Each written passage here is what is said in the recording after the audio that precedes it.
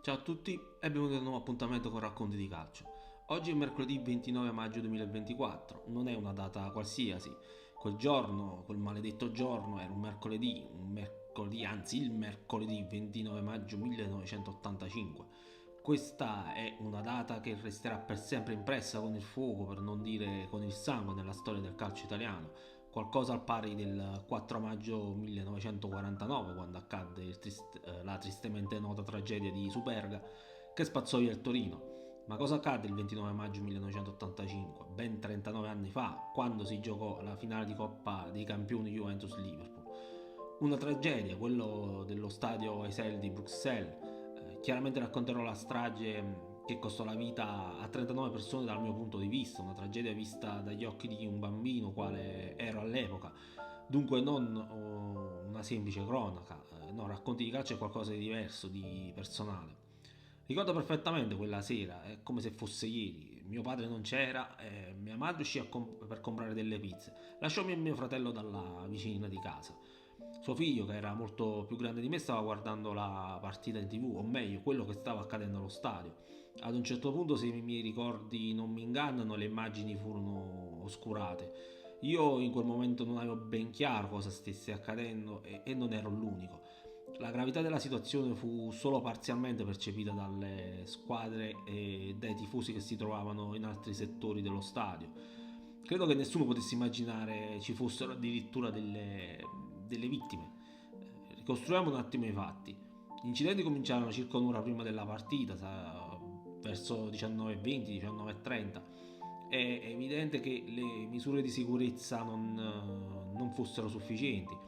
C'è stata la sottovalutazione della pericolosità dei tifosi del Liverpool, ma anche una disorganizzazione a livello generale. Basti pensare che non solo che non vi erano vie di fuga, ma che la stessa polizia ebbe, a mio avviso, delle colpe. Cosa accadde? Successe che mentre ai gruppi organizzati dalla Juventus fu assegnata una curva, così come a quelli del Liverpool, fu consentito ai tifosi bianconeri non appartenenti a gruppi organizzati di acquistare biglietti nel settore N dello stadio Heysel, proprio accanto ai tifosi inglesi.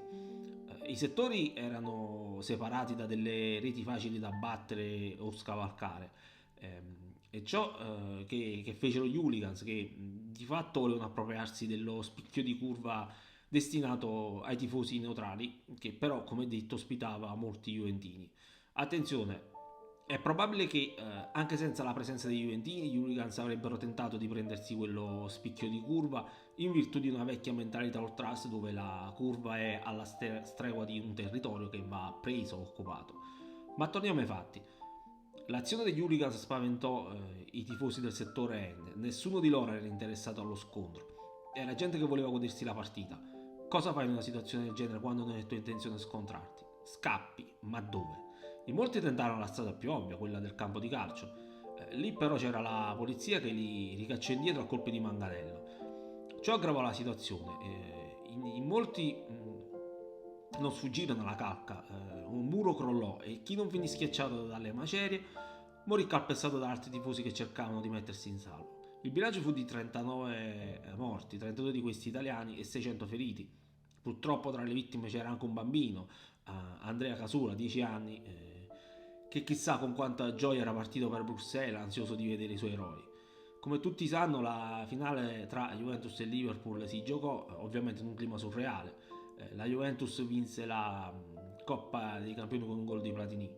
Vi lascio immaginare chi era a casa sapendo che allo stadio c'era il figlio, il marito, il padre e ascoltando la telecronaca sommessa di Bruno Pizzul apprendeva la notizia di un numero imprecisato di morti e feriti, di un ospedale da campo allestito all'esterno dello stadio Isel, come se si trattasse di una guerra, di un terremoto. Nessuno aveva modo di mettersi in contatto con i congiunti se non ore dopo. Purtroppo quella sera 39 persone non hanno fatto ritorno a casa. Nella descrizione del video lascio i nomi delle 39 vittime. Io vi saluto, vi invito a iscrivervi ad Hablemos de Calcio e ci vediamo al prossimo video.